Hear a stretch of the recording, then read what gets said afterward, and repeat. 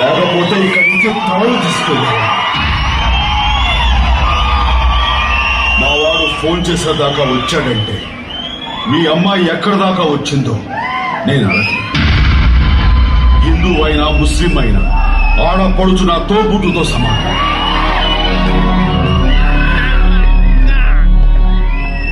పెళ్లి కావలసిన ఆడపిల్లని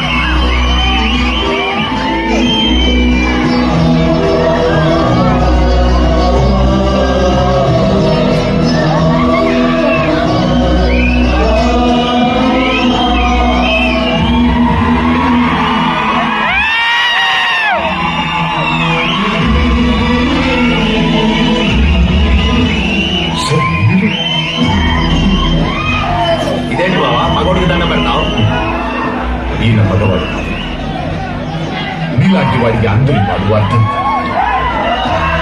నా కూతురు భాష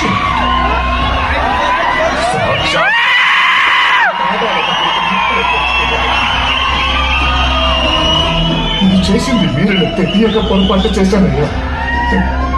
మీ వాళ్ళ మీద మీ ఇంటి మీద దాడి చేయించండి, నన్ను క్షమించండి.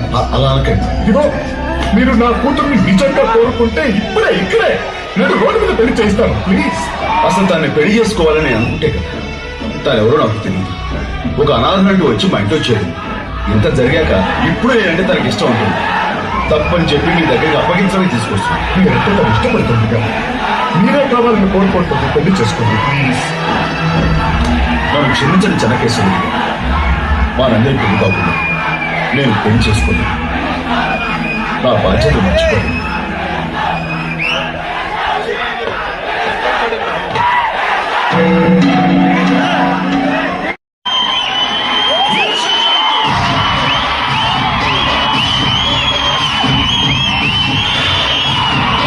ఒకే కదాన్ని పీకేస్తే ఇంకా